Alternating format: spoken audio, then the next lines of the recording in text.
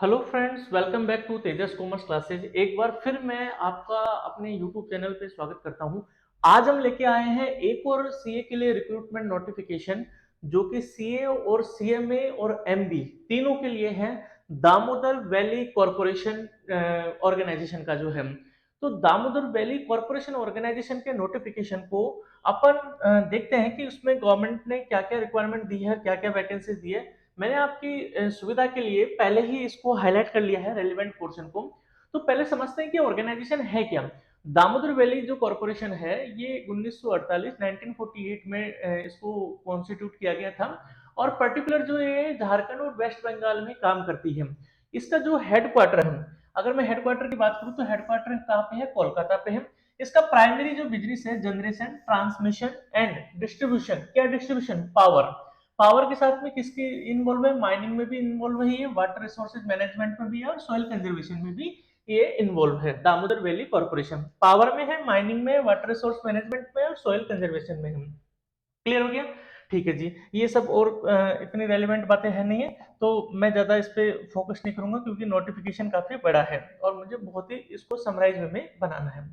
चलिए, तो सबसे पहले बात करते हैं कि हमारे फाइनेंस के लिए क्या है। तो फाइनेंस की अगर बात करें, तो फाइनेंस के लिए टोटल जो है वो पोस्ट का नाम है, सॉरी पहले पोस्ट का नाम देखते हैं, एग्जीक्यूटिव ट्रेनिंग। ठीक है।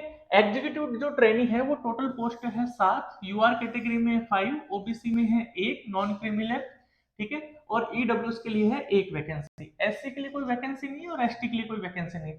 लेकिन एससी और एसटी कैंडिडेट वाले ये ना सोचे कि हम फॉर्म ही नहीं फिल कर सकते, हम आप यूआर कैटेगरी में भी आ सकते हैं। ठीक है। अगर आप यूआर के कट ऑफ क्लियर कर जाते हैं तो और अगर आपके रिजर्वेशन कैटेगरी का अगर फायदा नहीं लेते हैं, तो आप यूआर कैटेगरी में भी कवर हो सकते हैं। तो फॉर्म फिल करना चाहिए और परीक्षा एग्जाम जो है वो जरूर देनी चाहिए। भले कुछ ना हो, कम से कम एक्सपीरियंस तो मिलेगा, तजुर्बा मिलेगा। इसलिए एग्जाम जरूर देना है, फॉर्म फिल करना है एससी एसटी वालों को, मैं तो यही कहूंगा। और जो और भी जो देख रहे हैं और भी कैटेगरी के, वो फॉर्म जरूर फिल कीजिए, क्योंकि इसी से पता चलता है कि हम कितने कैपेबल हैं। सिलेक्शन होना है नहीं होना वो एक अलग बात है। ठीक है। चलिए जी, स्केल ऑफ पे एज पर 7th पे कमीशन लेटेस्ट ₹56,100 वाली जो ग्रेड पे है, और ये सेंट्रल गवर्नमेंट वाली ग्रेड पे है, लेवल 10। अगर मैं अपनी पीएसयू कैटेगरी में बात करूं तो ये ई3 लेवल की स्केल है। ठीक है। ई3 लेवल में जो बेसिक होता है वो 60,000 होता है, यहाँ पर जो है वो 56,100 है, जो कि 10th पे लेवल चलती है, 5400 ग्रेड पे चलती है। चलिए जी, मैं बात करूं एग्जाम की, इसके लिए एज की, तो एज जो है वो मैक्सिमम मैक्सिमम जो है वो क्लोजिंग डेट ऑफ एप्लीकेशन के दिन 29 ईयर होनी चाहिए। ज्यादा से ज्यादा 29 ईयर हो सकती है। बाकी ओबीसी एसटी वालों के लिए तो रिलैक्सेशन जो है वो है ही। ठीक है। बाकी अदर पोस्ट की हम बात नहीं करेंगे। चलिए जी, अब इसमें क्वालिफिकेशन क्या दी है? क्वालिफिकेशन की अगर मैं बात करूं तो एग्जीक्यूटिव ट्रेनिंग फाइनेंस के लिए पहला वर्ड ही सबसे बड़ा इंपॉर्टेंट है, वो है ग्रेजुएट। आप ग्रेजुएट होने चाहिए विद, ग्रेजुएट के साथ में क्या? सीए होने चाहिए, ग्रेजुएट विद सीए। तो साहब मेरे पास में कई क्वेरी जा रही थी एप्लीकेशन पे, चैट बॉक्स में, कि अगर मान लो सीए है और ग्रेजुएट नहीं है तो नहीं, फिर आप इसके लिए फॉर्म फिल नहीं कर सकते। बट मैं तो कहूंगा फॉर्म तो फिल करना है, चाहे आप कुछ भी हो। ठीक है। तो ग्रेजुएट है और आप सीए है, दो ही आप है, तभी आप इसमें फाइनली जो है वो एलिजिबल होंगे। और अगर सिर्फ सीए और आपकी ग्रेजुएशन अगर अभी पूरी नहीं हुई है, तो आप सीए सॉरी इस फॉर्म के लिए एलिजिबल नहीं है। ठीक है। सीए के साथ में क्या? सीएमए। ग्रेजुएट विद सीए या सीएमए, ग्रेजुएट तो कंपलसरी है। इसके अलावा अगर आप एमबी है, कौन से सेक्टर में? फाइनेंस सेक्टर में। ठीक है। तो भी आपके नाम से इसमें एलिजिबल है। और आपके एमबीए में 65% से मार्क्स कम नहीं होने चाहिए। और S C S T category से बिलोंग करते हैं या पीडब्ल्यूबीडी से बिलोंग करते हैं, तो आपके एमबीए में 60% होने चाहिए। ठीक है। अब देखो, इसमें कहीं पे भी क्वालिफिकेशन के पूरे नोटिफिकेशन को मैंने ध्यान से जो पढ़ा, इसमें कहीं कट ऑफ डेट नहीं दे रखी है कि इस दिन की डेट पे आप आपकी क्वालिफिकेशन जो है वो काउंट की जाएगी। तो जैसे एज के लिए जो दे रखी है, वो दे रखी है on the date of closing. तो क्लोजिंग की डेट के दिन आप जो है वो सीए होने चाहिए या ग्रेजुएट होने चाहिए, या आप एमबीए होने चाहिए या सीएमए होने चाहिए। क्लियर है? तो जो बहुत सारे जो एस्पिरेंट्स है, उनका जो डाउट आ रहा था वो यहाँ से क्लियर हो जाना चाहिए। कि एज के लिए जो मैं दिखा देता हूं, एज के लिए देखो इन्होंने यहां दे रखा है कि age limit on closing date of online application. यहाँ पे दे रखा है on the date of closing application. तो एज की जो डेट है, जिस दिन एज को क्राइटेरिया को अपन कंसीडर कर रहे हैं, उसी को ही अपन अपनी क्वालिफिकेशन के लिए भी कंसीडर करेंगे। क्लियर हो गया। चलिए ये बातें जो है वो दूसरी पोस्ट के लिए है, हम उसको कंसिडर नहीं करेंगे। चलिए आगे जो रिलैक्सेशन जो है ओबीसी के लिए 3 साल का रिलैक्सेशन है, ठीक है। S C S T candidate के लिए 5 साल का है, यानी 29+3, ठीक है। तो 32 ईयर्स तक आप ओबीसी कैटेगरी में भर सकते हैं। नॉन क्रिमिनल, नॉन क्रिमिनल जानते हैं ना, जिनकी इनकम 8 लाख से कम है और ओबीसी कैटेगरी में उसके पास में सर्टिफिकेट हो। और 29+5 ये एस सी एस टी के लिए है, तो ये हो जाएगा हमारा 34। क्लियर। और पीडब्ल्यूबीडी कैंडिडेट है तो उसके लिए 10 साल का है, इनकी तो बात ही अलग है। चलिए जी, अब आती है और बातें देखते हैं इस नोटिफिकेशन की क्या खास बात है। जो रेलिवेंट पर्सन है हम उसी की बात करेंगे।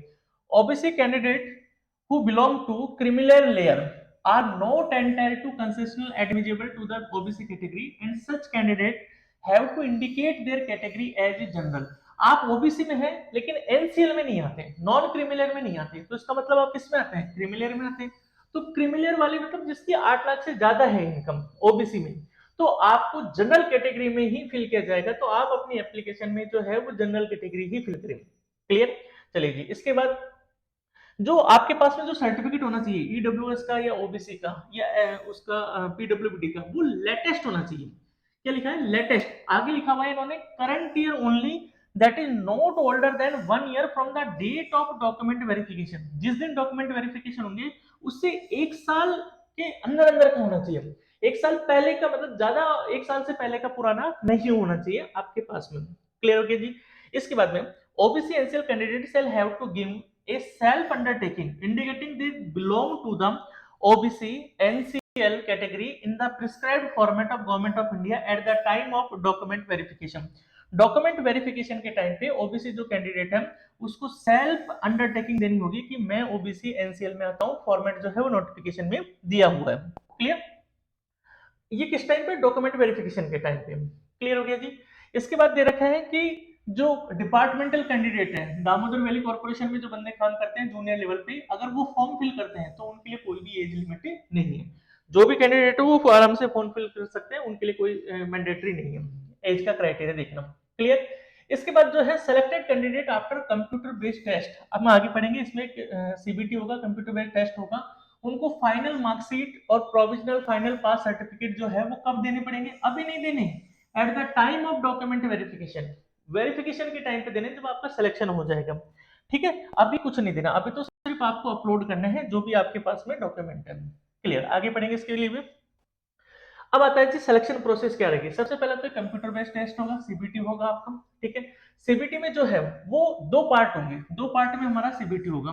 पहला जो पार्ट है वो होगा हमारा एग्जीक्यूटिव एप्टीट्यूड टेस्ट, यानी जनरल पेपर, ईएटी इसको बोलते हैं, जनरल पेपर, ठीक है। और जनरल पेपर में क्या आएगा इन्होंने बता दिया, वोकैबुलरी इंग्लिश वाला पार्ट, क्वांटिटेटिव एप्टीट्यूड यानी मैथ वाला part, reasoning ability, data sufficiency and interpretation DI math वाला पार्ट, न्यूमेरिकल एबिलिटी, और आगे जाकर आप इसमें पढ़ोगे जीके। सिलेबस में जो दे रखा है वो भी जीके दे रखा है, यानी चारों पोर्शन जो हुडको एग्जाम में अपने डिस्कस किया था। पार्ट 2 में क्या होगा, पार्ट 2 में हमारा प्रोफेशनल नॉलेज टेस्ट होगा, यानी हमारे जो सब्जेक्ट से रिलेटेड है, सब्जेक्ट मतलब कॉमर्स से रिलेटेड जो है, ठीक है, सब्जेक्ट्स लेवल वाले जो पेपर क्वेश्चन है वो आएंगे पार्ट 2 में। चलिए जी, इसका सिलेबस बहुत ही इन्होंने अच्छे से डिफाइन किया है एनेक्सर 1 में फाइनेंस का। बाकी दूसरी पोस्ट की बात नहीं कर रहे अपन, ठीक है। तो एनेक्सर अपन आगे देखते हैं कि क्या उन्होंने दिया है इसमें, एनेक्सर की बात करें। चलिए इसके बाद जो इन्होंने एक मेन इंपॉर्टेंट चीज की है कि आपका सीबीटी में मिनिमम मार्क्स इतना होना चाहिए, क्वालिफाइंग क्राइटेरिया।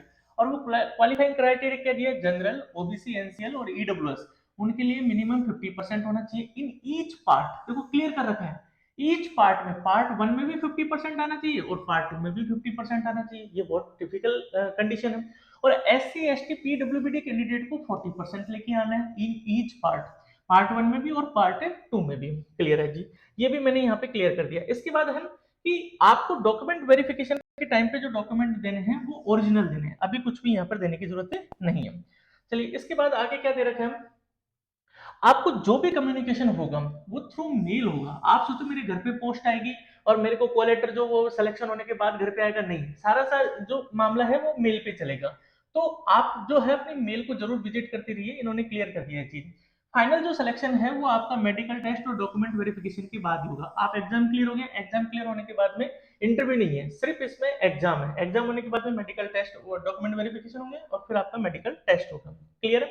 चलिए फीस की बात करते हैं। तो general, OBC, NCL, EW category के जो कैंडिडेट है उनको 300 रुपए देना है, और बाकी एससी, एसटी, पीडब्ल्यूडी जो कैटेगरी है उनके लिए एग्जाम्प्ट है, यानी उनको कोई फीस देने की जरूरत नहीं है, उनके लिए फ्री है। क्लियर? चलिए जी, इसके बाद बात करें तो सॉरी, जो लास्ट डेट है, इंपॉर्टेंट चीज कि लास्ट डेट जो है वो एग्जाम इसकी फॉर्म फिल करने के लिए क्या है, वो 7 अगस्त है। 7 अगस्त 2024 जो है वो इसके लिए लास्ट डेट है, यानी अभी बस आई 2-5 दिन की और बात है।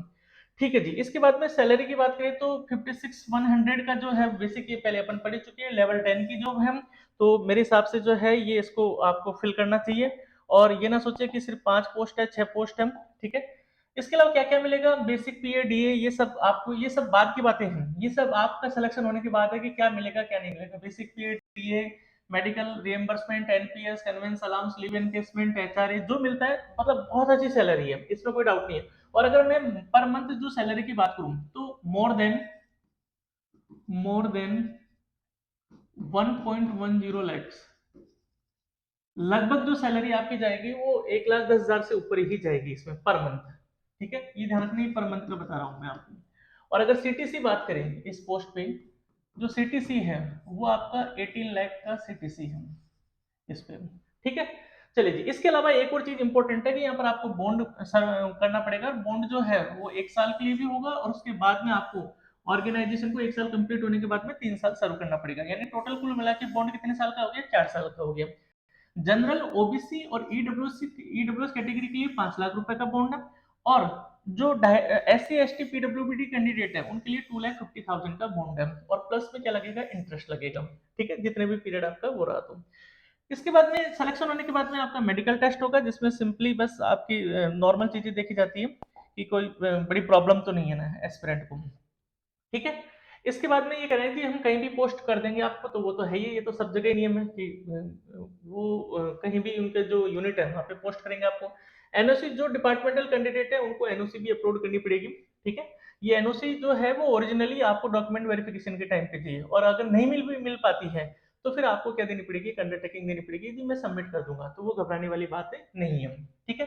ये डॉक्यूमेंट वेरिफिकेशन के टाइम पे कुछ डॉक्यूमेंट्स दे रखे हैं, ये आपको सेल्फ अटेस्टेड जो है डॉक्यूमेंट वेरिफिकेशन लेके जाने हैं, ये आप देख लीजिए नोटिफिकेशन में। इसके बाद में क्लोजिंग डेट है वो 7 अगस्त है, ये मैंने बता ही दिया है। ठीक है? और कंप्यूटर बेस्ड टेस्ट के लिए जो आपकी जो लोकेशन रहेगी, वो 3 सेंटर आप चूज कर सकते हैं अपनी प्रेफरेंस वाइज कि मेरे नियर बाई कौन सा पड़ेगा। बाकी देना नहीं देना वो दामोदर वैली के ऊपर डिपेंड करेगा। क्लियर? इसके बाद में ये डॉक्यूमेंट्स आप तैयार रखिए जब आप फॉर्म फिल करते टाइम पे, क्योंकि ये आपको उसमें अपलोड करने पड़ेंगे। अब जिन एस्पिरेंट्स के पास में ओरिजिनल मार्कशीट नहीं है, कई मेरे पास में जो है वो यही फोन आ रहा है, जी हमारे पास तो अभी सीए बने हैं, अभी ओरिजिनल मार्कशीट आई नहीं है, सर्टिफिकेट नहीं है, तो जो नेट की मार्कशीट है वही आप अपलोड कर दीजिए। आप ये सब चीजें डॉक्यूमेंट वेरिफिकेशन के टाइम पे उनको प्रूव कर दीजिए कि जी हाँ मेरे पास में ओरिजिनल है। ठीक है? उस टाइम तक मेरे पास में नहीं मिली थी। चलिए जी, बस ये एक नोटिफिकेशन था। बट अब देख लेते हैं इसके सिलेबस की बात करते हैं। ठीक है? सिलेबस की जो बात है वो बहुत डिटेल्ड सिलेबस दिया हुआ है, और सीए इंटर और सीए फाइनल पूरा सिलेबस को मिला के इन्होंने लिखा है। इसमें इन्होंने कहा है कि एक तो 30 नंबर के जो है वो आपका जनरल पेपर आएगा, 30 क्वेश्चन आएंगे उसके, और 70 जो क्वेश्चन है, 70 नंबर के जो क्वेश्चन है वो आपके प्रोफेशनल के होंगे, ऐसे करके टोटल 100 मार्क्स का आपका पेपर होगा। ठीक है? और नेगेटिव मार्किंग रहेगी 1/4, यानी हर एक गलती के लिए 0.25 आपके मार्क्स काट दिए जाएंगे। पेपर जो है वो 2 घंटे का होगा, और उसमें 4 ऑप्शन होंगे, कई ऐसे एग्जाम्स होते हैं जिसमें 5 भी ऑप्शन होते हैं। ठीक है? तो इन्होंने ये चीज भी क्लियर कर दी। सिलेबस जो है वो डिटेल इसमें दिया हुआ है। तो एक बार सिलेबस को अपन देखते हैं कि सिलेबस में इन्होंने क्या क्या चीजें दी हुई है। देखो, एक तो दिया है इन्होंने रीजनिंग। सबसे पहले तो जनरल पेपर की अगर बात करें तो रीजनिंग हो गई, जनरल अवेयरनेस होगी, उसमें सारी चीजें हाईलाइट करके देख के आप नोटिफिकेशन देख लीजिएगा। जनरल इंग्लिश हो गई। ठीक है? तो ये सब चीजें कहाँ थी, हुड़को में भी थी, तो ये तो मान के चलिए कि आपको पढ़ना ही है सब चीजें। प्रोफेशनल की बात करो तो प्रोफेशनल में देखो पहला जो दिया है वो दिया है अकाउंटिंग। अब अकाउंटिंग इसमें सब कुछ कवर कर लिया, फंडामेंटल अकाउंटिंग आ गई, अकाउंटिंग स्टैंडर्ड है। आप इसको ये ना समझे अकाउंटिंग स्टैंडर्ड दिया है तो इंडेस नहीं पढ़ेंगे, नहीं भाई, अकाउंटिंग स्टैंडर्ड के साथ में इंडेस भी कवर है, ध्यान रखना। ठीक है? Accounting of accounting standards, corporate accounting. ठीक है? अब कॉर्पोरेट अकाउंटिंग में ये चैप्टर डिफाइन कर दिए। ठीक है, तो कुछ भी नहीं छोड़ा, जो आप सब इंटर में या फाइनल में पढ़ के आए हैं वो सब चीजें इसमें कवर है। इसके बाद दूसरा जो अकाउंटिंग के बाद आता है वो है टैक्सेशन। ठीक है, तो टैक्सेशन में डायरेक्ट टैक्स और इनडायरेक्ट टैक्स दोनों कवर कर दिया, जीएसटी इनकम टैक्स सब आ गया। तीसरा जो पोर्शन है वो है कॉस्ट एंड मैनेजमेंट अकाउंटिंग का। फोर्थ जो है वो है एडवांस फाइनेंशियल मैनेजमेंट, ये चैप्टर के नाम दिए हुए हैं आपको, मैं नोटिफिकेशन जो है वो टेलीग्राम पे शेयर कर दूंगा, वहां से आप देख लीजिएगा इसको। ठीक है, तो एडवांस फाइनेंशियल मैनेजमेंट भी इसमें आपका आ गया। ठीक है, इसके बाद चलते हैं एडवांस फाइनेंशियल मैनेजमेंट के बाद में इन्होंने दिया, कुछ भी नहीं छोड़ा, मैं कह रहा हूँ ना कि सीए फाइनल का पूरा उठा के ऐसे कैसे चेप दिया। फाइनेंशियल रिपोर्टिंग वाला पार्ट आ गया, वैल्यूएशन ऑफ शेयर गुडविल जो सीए फाइनल में आया करता था पहले। ये फाइनेंशियल इंस्ट्रूमेंट हो गया, एनडीएफसी हो गया, accounting of business combination restructuring amalgamation वाला हो गया, कंसोलिडेशन वाला हो गया, separate financial statement, cost and management audit वाला पार्ट हो गया, एस स्ट्रेटेजिक कॉस्ट मैनेजमेंट हो गया जिसमें activity based costing, just in time, quantitative technique in decision making, transfer pricing हो गया, और कॉर्पोरेट लॉ हो गया।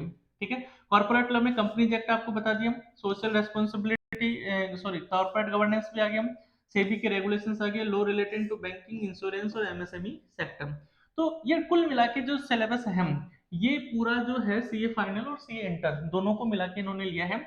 और इसके लिए अगर आप प्रिपरेशन करना चाहते हैं तो all in one Brahmastra course है, उसमें आप देख सकते हैं, उसमें सारी चीजें ये ऑलरेडी कवर है। ठीक है, और जो चीज कवर नहीं होगी वो उसमें मैं कवर कर दूंगा, जैसे एमएसएमई का आई थिंक कवर नहीं है तो मैं एमएसएमई के नोट्स भी उसमें मैं डाल दूंगा। बाकी इसमें प्रिंटेड नोट्स वगैरह आपको अपने घर पे डिलीवर हो जाएगी। बाकी और जानकारी चाहिए तो मुझे आप कमेंट कर दीजिए। ठीक है, तो प्रिपरेशन कीजिए और इसके लिए जरूर जो है वो फॉर्म फिल कीजिए, अच्छी वैकेंसी। Thank you.